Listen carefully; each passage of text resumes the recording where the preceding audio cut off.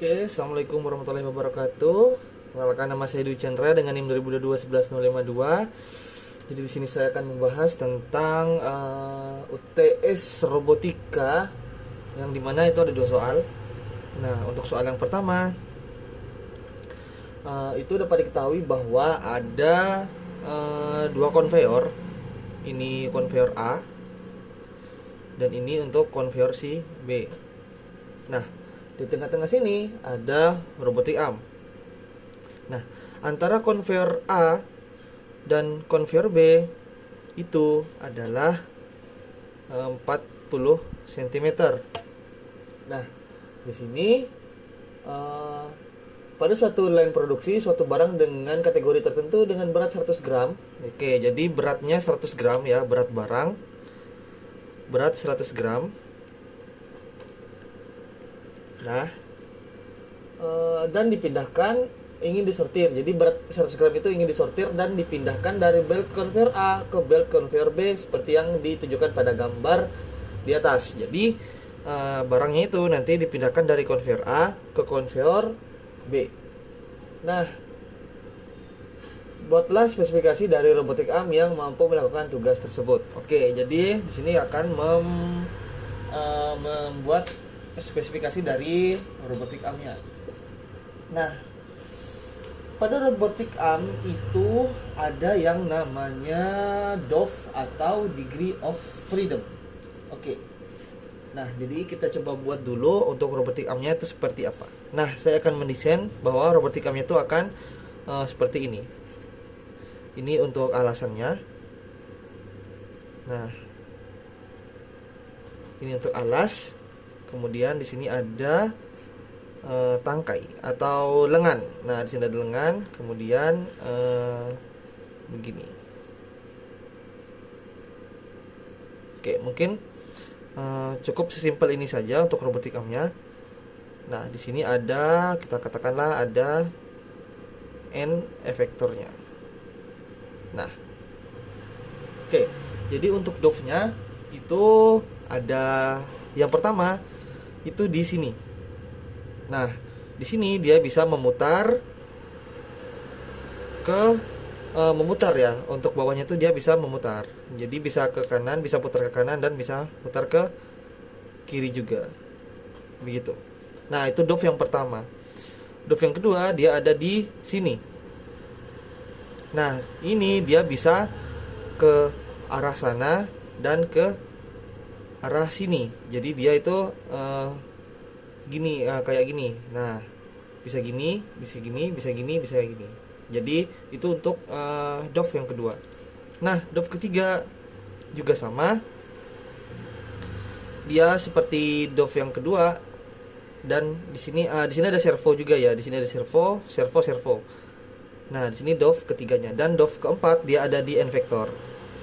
Nah, jadi di end vector itu adalah DOF keempat. Nah, end vector itu dia yang bakal ngambil si barangnya nanti. Oke, jadi totalnya itu ada 4.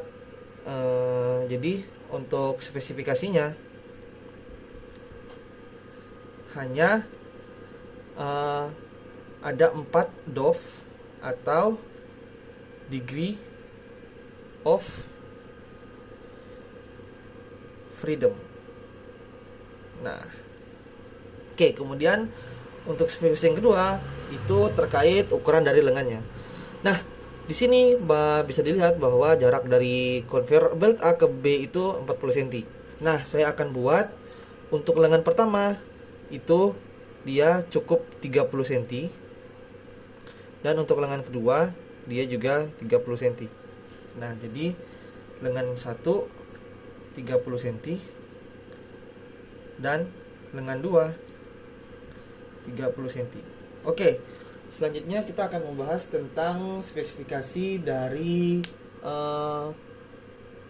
motor servonya. Nah, jadi motor servo itu dia punya kekuatan. Nah, kekuatannya itu dapat kita ukur dengan rumus F kali R. Oke, jadi dapat diketahui jika bendanya itu seberat 100 gram, maka F-nya itu 0,1. Karena dia F itu adalah gaya, dan 100 gram itu adalah beratnya, dan itu bakal dikali sama gaya gravitasi. Kemudian oh iya, maksudnya 0,1 itu adalah 0,1 kilogram, karena 100 gram itu kan 0,1 kilogram. Terus dia dikali dengan gaya gravitasi yang dapat kita katakan nilainya 10, maka untuk F-nya itu sama dengan 1 Newton. Nah, kemudian karena di sini 30 cm, maka 1 Newton ini dikali dengan 30 cm, atau dapat dikatakan sama dengan 1 Newton dikali 0,3 meter. Jadi dia 0,3 kilo ya untuk kekuatan si servonya, untuk yang di bagian sini. Nah, untuk yang di bagian sini berarti dia totalnya itu 60 cm. Berarti untuk servo ini servo 2 yang ada di DOF ketiga. Ini servo 2 dan ini servo 1. Nah, di servo 2 itu berarti dia servo 2 dia 0,3 untuk 0,3 kilo untuk kekuatan servonya. Dan di servo 1 itu berarti karena dia totalnya 60 cm, berarti dia sama dengan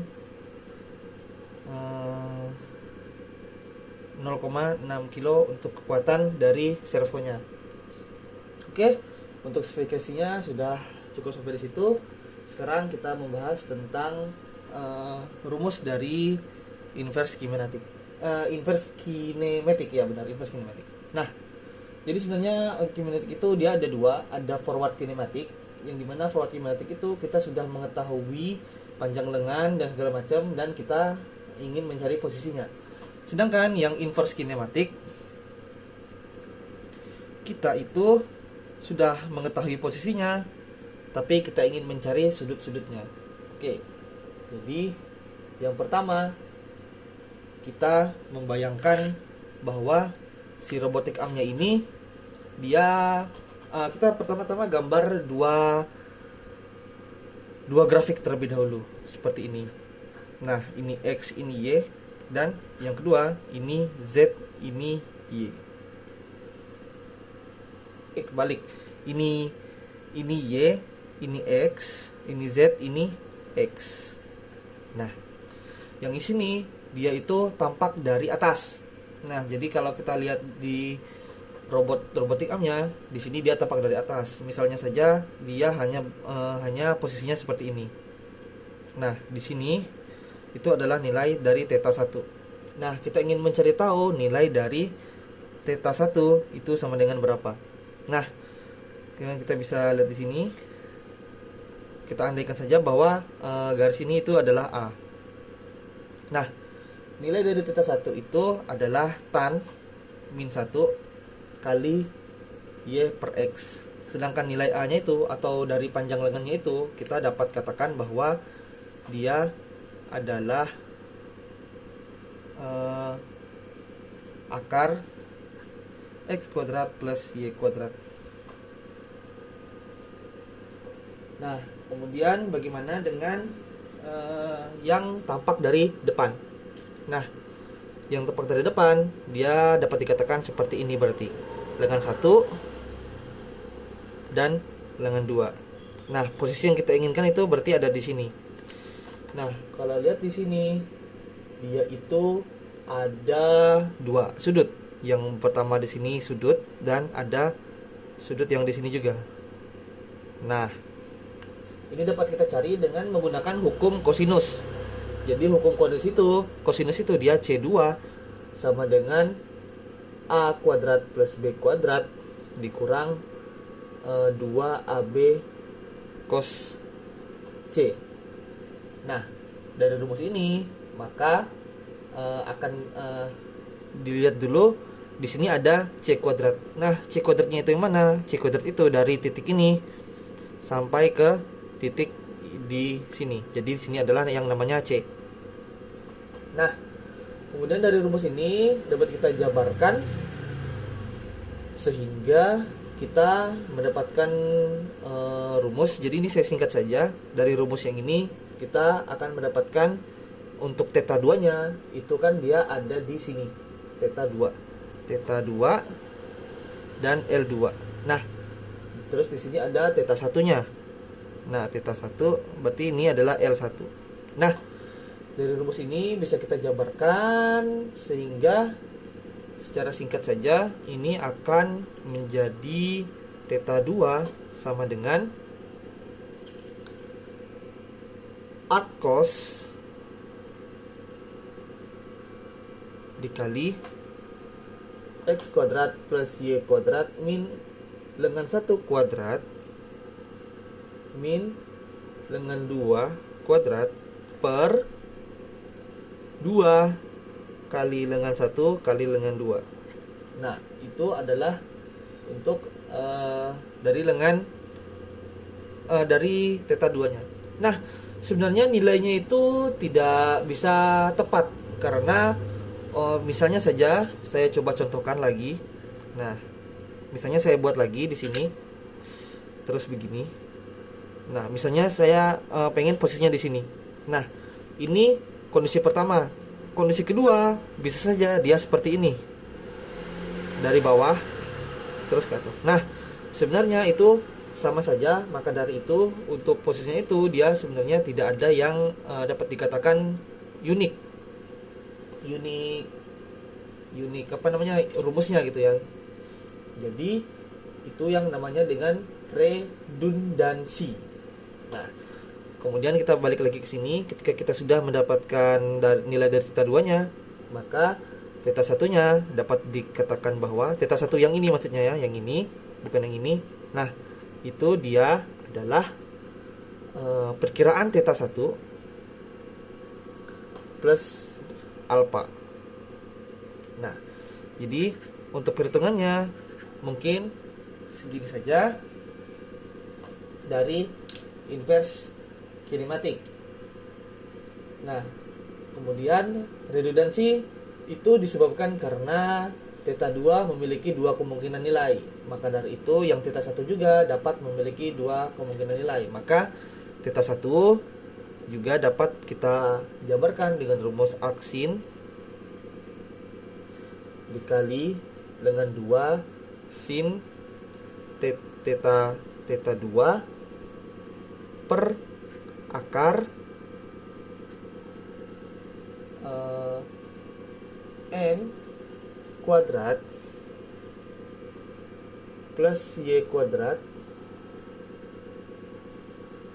tambah arctan 2 y per x. Nah, begitu kira-kira. Oke. Jadi mungkin sekian. Oh ya, ini x ya, bukan n. Nah, oke, mungkin cukup sekian dari penjelasan saya mengenai rumus inverse kinematik. Itu ada ini dan ini ya. Ini sebenarnya sama saja karena dia ada redundansi atau dua kemungkinan, maka dia muncul rumus yang panjang seperti ini. Oke, mungkin cukup sekian dari video saya. Mohon maaf apabila ada salah dalam pengerjaan dan salah dalam perkataan saya. Wabillahi taufiq wal hidayah. Wassalamualaikum warahmatullahi wabarakatuh.